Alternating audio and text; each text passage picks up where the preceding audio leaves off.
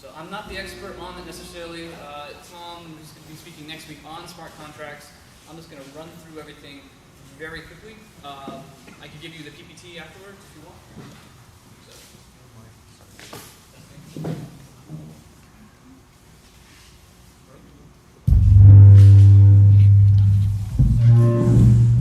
I'm not actually certain that he needs it.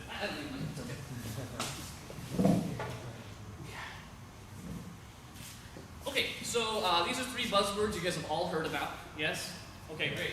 The reason I have a picture here of a Segway is not to bury your hopes, but we have to also hedge our bets in terms of building this out and proposing it to people. You don't want it to turn into just some niche market. You want to figure out the killer app to bring everyone in.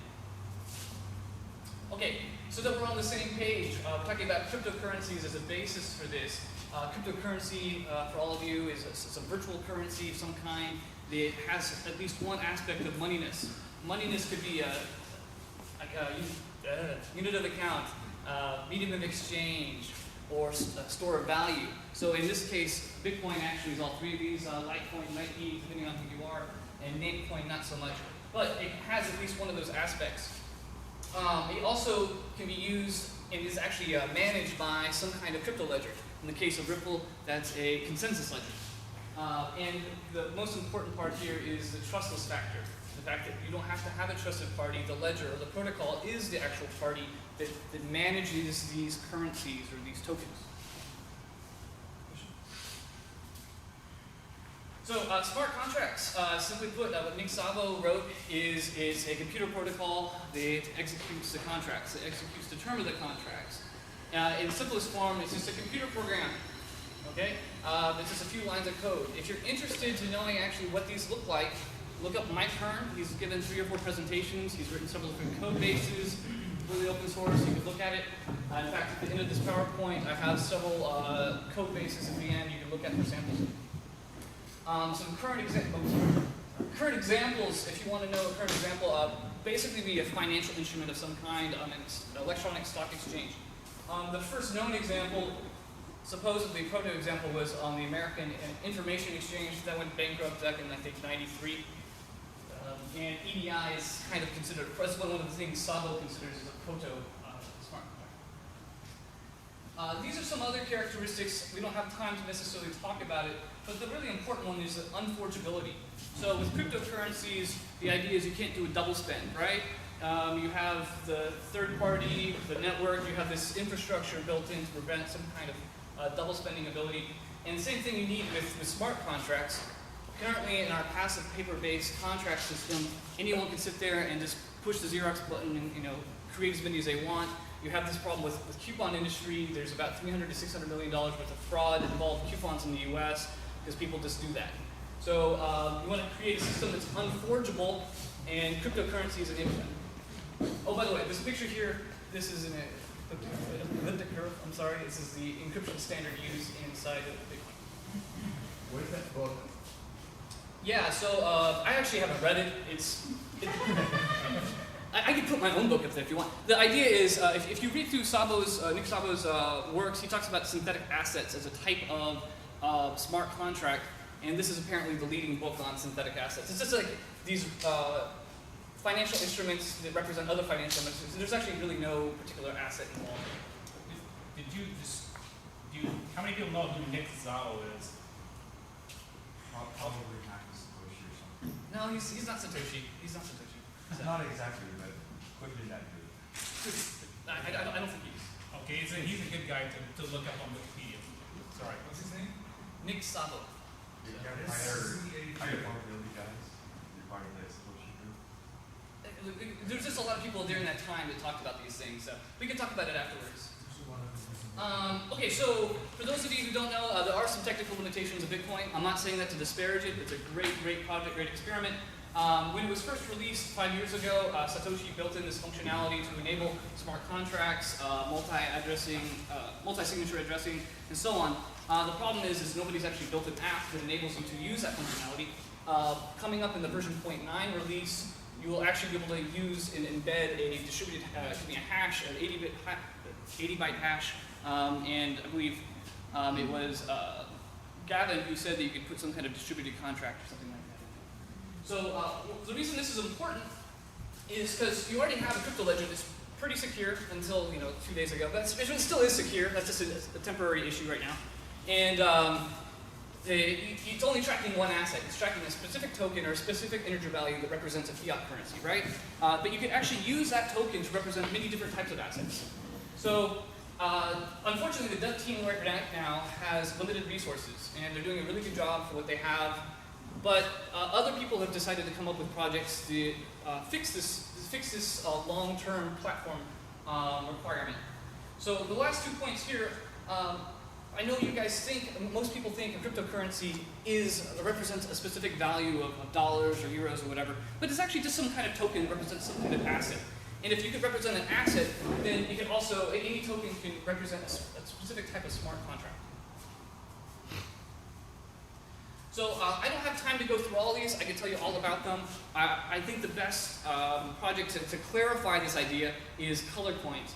Color coins, the idea is you take an arbitrary amount of Bitcoin, like 0.0001 BTC, and you give it a secondary attribute. And that secondary attribute could be like a house, a car, or any particular type of asset, really. That you could then use the ledger to actually handle both the transportation and the storage. You basically create this trustless system of asset management. Mastercoin uses, along with Colorcoin, they use the Bitcoin blockchain for their storage mechanism. Counterparty just came out. They use a proof of burn system. I could explain that a little bit later. NXT, that's really a European project, but some Americans use it. It uses proof of stake. Invictus and obviously Ethereum, that's what we're talking about today. I put these asterisks next to it because they're slightly different. Open transactions is basically platform agnostic. It doesn't use a ledger itself. It has to tie in with somebody else. Ripple uses a consensus ledger, which is different than a blockchain. And PeerCover, they purportedly have the first smart contract system that's drag and drop. I haven't used it myself. I've just talked to the developer, Jared. All right. So smart property. Just because your TV says it's a smart TV, or just because your phone says it's a smartphone, doesn't make it smart property. So the key issue here is something called a public. That's Nick Szabo's term for a device, like a MEMS device, that basically can recognize a smart contract and therefore switch ownership to a new owner. So even though you have all these really cool products in front of you, or you drove a really cool product, it's not necessarily definable by smart property. So this is actually funny because when he published this stuff 20 years ago in the academic literature, he didn't expect necessarily the Internet of Things to kind of push this to the forefront. So it may have been seen as difficult 20 years ago to put couplets and everything, but it looks like we'll be able to do that at some point. So again, just because you have these cool automated devices or autonomous devices, that doesn't make it smart property. What makes something smart property is it can be controlled in terms of ownership with something by somebody else or some other entity, and you can do that with smart contracts. So again, your refrigerator might be cool. It might look like the Samsung one, which I don't know why you'd be staring at a screen when you get water. Why would people do that? I don't know. But anyways, that's not smart property. So if you have some time, I would look up Mike Hearn's presentation, the 2013 Turing Conference last fall. He gave a pretty cool example of what the future might look like using what's called a decentralized autonomous organization or consensus platform or corporation or agent. There's several different ways you could use that X. And he called this specifically the Matternet and the TradeNet. And the idea is you have these AI agents that sit on the ledger and basically perform the tasks of a normal corporation. They could pay bills, they could divvy out salaries, they could pay dividends. Any mechanical function within a company they could handle autonomously. And they can only be changed through some kind of consensus mechanism, some kind of voting mechanism, something like a digital signature. And you already use a digital signature when you're using Bitcoin. That's what you have in order to move the integer.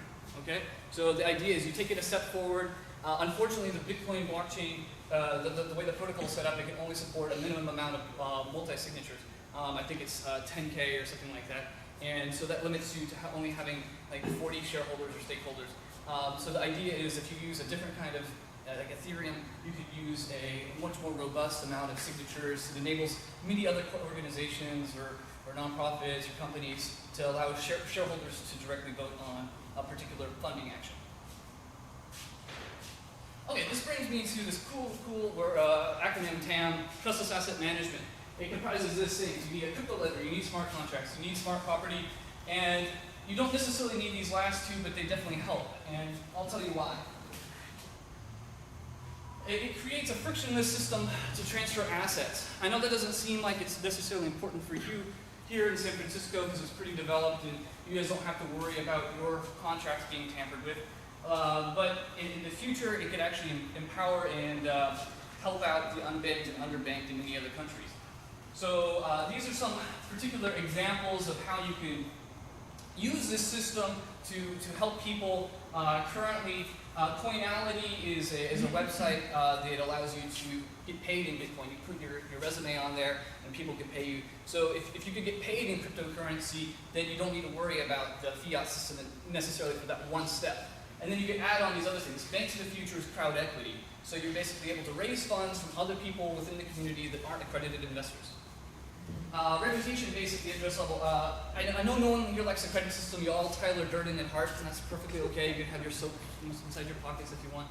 But the idea is, at some point, as much as you want your anonymity, and that's totally cool, I have no problem with that, you may have a system developed where you unveil at least one of your addresses so you can build a credit score off of it. And so there's applications for that. If you're interested, I could introduce you to some people. Arbitration's been around for a long time. Please don't get hung up on that. There's arbitration clauses. My girlfriend just bought a car a couple days ago. There's an arbitration clause in it. So they exist. You don't necessarily need a DAO to do that, but they can help. We can explain why later. Let's go ahead and move on. So I'll give you my own example before I finish.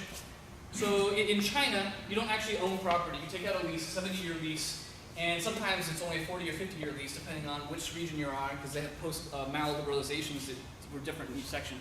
And once your lease ends, it goes back to the state. In addition, you have about 4 million people a year who are evicted from the land. And I know this doesn't sound like a big deal to you, but the reason they're evicted is because 70% of local governments receive, local governments receive 70% of the revenue from this land that they basically stole. And there's no way they can prove that they had that land because they don't have contractual systems there. Or at least if they do, it can be thrown away, it can be destroyed, it can be tampered with. It's very easy to abuse. And a lot of these migrants or these rural workers end up in cities. They don't have an urban hukou, which means they're not able to get the benefits even though they pay taxes. So, hypothetical situation, best use case, this libertopia would be you enable these people to sign contracts with their employers. You could have their deeds and use the title registry through a crypto ledger that enables them to actually go to court in case there's these issues. Obviously, you're going to have to deal with party organs and governmental organizations. So it's just one of those, we wish. Maybe it's true. I hope it is. This is the last slide. I promise I'll stop talking after this. The reason I put PGP, all of us probably made a PGP key one time or the other. I probably make one a year. I like it. I think it's cool for like a week, and then it's just too much of it's mafang in Chinese. It's too much of a hassle. So as developers, all of you here, I hope if there's one thing I hope you guys can do is make a killer app to get people to use these products, to use decentralized ledgers, something that's easier than PGP. Because right now, as much as we think Bitcoin is widely in the mainstream, only about 1 million people have ever touched a digital wallet, or digital currency. I know you see Reddit, you use Bitcoin Talk, and you see, oh, it's to the moon. No, it's not. Nobody uses it outside of us, and that's unfortunate. There's a lot of really cool uses for it. You need to be realistic. You need to figure out a killer app that not only makes it easy to use, but actually provides a solution to a need. So this last quote here comes from an angel investor I met last night. I won't tell you his name, but he said, don't work on decentralization for decentralization's sake. Come up with a solution. And I think Ethereum is going to solve many of these things. That's why I'm here. I hope to be part of that solution. So that's my solution. Any questions? Sure. What was the Bitcoin multi-signature limit that you mentioned? What exactly? I want to say it's 10K, but it might be 40K. I have the numbers. It's in the white paper of Ethereum, actually. Any other questions? I want to see more examples of smart contracts. I mean, so I understand kind of like I understand kind of like Ethereum or something, it's abstract notion, I know it should work. Mhm. But I'd like to see like some established use cases. Like, so I understand how you could use it for like a name coin based thing, and you could transfer like ownership of the domain that Like way. identity, yeah. Okay, all right. More than that. All right. What else? What else? What else? Okay, yeah, so if you guys want, if you just look up smart contract, there's a wiki entry that has 7 different use cases for it. Mike Kern put together. He's also put together on Bitcoin J, the repository on Google Code, several. In fact, if you move to the next slide, there's some code he's put together. These are his words, blah blah blah, for specific types of contracts. I could give you this PPT. The idea is the only smart contract platform I'm aware of that actually exists today, supposedly, is PeerCover. I haven't used them, but they've come up with ways to create insurance companies through these. Again, I don't know exactly how to describe it because I haven't used it. Should be like, so is it like a sci-fi book I should read that describes these? Or like what? Like, and what should I read to get like a more concrete handle on it? Nick Sabo. Well, he might be a little bit academic. That's my understanding. Is that right? So maybe you're looking for something more So what you want to do is, are you saying you want to make a smart contract right now for some reason, for some platform? I mean, I just want to like, I want to go a little more visceral. Something I can like say, oh, you use smart contract like X, Y, and Z in like concrete cases. The easiest examples are just financial instruments. I mean, you use that. You went from a paper-based to an electronic system, and they have their own systems in New York or Brussels or Frankfurt that enable this ability to execute a specific clause or specific function. Smart contracts, in this use case, could be decentralized. You don't necessarily use a centralized platform. Let's see if we can. Basically, every transaction is a contract. I mean, Really good, like edge contract. like take like an existing thing. Like, show me Here, an existing There are lots of different. Here, let's. Leasing a car. Here, let me give you. See if I can give you a quick example. I think I heard somebody once say that. Let's say you associate a key with a car, and if the car has the right mechanisms built into it, once you get that transferred, the coin, for example, transferred to you, associated with the car, suddenly your private key can unlock the car, supposedly. It goes back to proplet. Like you could use, if you re-engineer an ignition system on a specific car that could recognize a crypto ledger somehow, it could update itself or whatever, you could actually submit a Bitcoin token. It exists today. Mike Kern's given a presentation in 2012 in London about this. The idea is built into the protocol. It's just nobody's built the app for it. So maybe you can. Can you comment on the concept of executing code inside the contract? Because I think when you read the description of Ethereum, that's really interesting stuff. Yeah, my understanding again is you have a certain amount of computations. You have a certain that are considered free, and then after that you charge Ether to that. I'm going to let Vitalik answer that because he's right here on the air. Any other questions specific to the slides?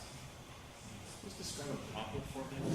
A what? A proplet. It's like a MEMS device. All of you guys have smartphones that have an accelerometer. Accelerometers are a type of MEMS device. So in the case for what Nick Sabo was saying is a proplet's not only able to identify where it is, but who it belongs to. So you'd have to create a specific ability within this MEMS. I don't have that schema myself. Like within the hardware to say, It's this within is the what I hardware. am. Yes, exactly. This- Yes. this It is can what- turn off too. Like if somebody's not supposed to be using it, it can shut off. I'm Like this if thing, I belong to this person, and I'm on. Exactly. What do you mean by don't do the decentralization for the sake of decentralization? Yeah, sure. So I've been writing this little book, and there's different ways you can do inventory management, right? If you own a retail store or a fleet of cars or something like that, you could add blockchain systems within the car, the cash registers that create these tokens, that create this decentralized intranet. Well, the problem is it's an intranet. You should already have trusted computers and trusted sources. So if you don't, then that's your own IT problem. You don't necessarily need to bring a blockchain or consensus ledger to do that. So it just creates more problem. It just creates more problems than it solves. So, any other questions? Well, thank you for your patience, guys. I appreciate it.